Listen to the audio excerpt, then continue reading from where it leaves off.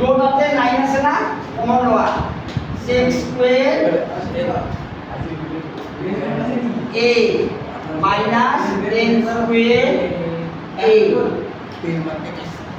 sec square a minus 10 square a equal to কি মান 1 হয় না নয় ফর্মুলা তো আমরা একটু শিখ যে 1 plus 10 square a equal to sec square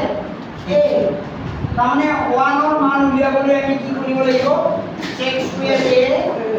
10 square এর আমার কি করে দিব minus 10 square a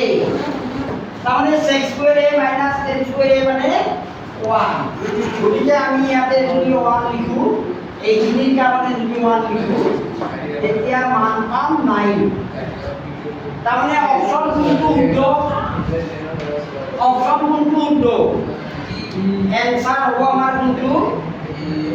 answer B2 হ'ব B2 9 আছে এনসাৰ B 9 তাহলে কি বলবো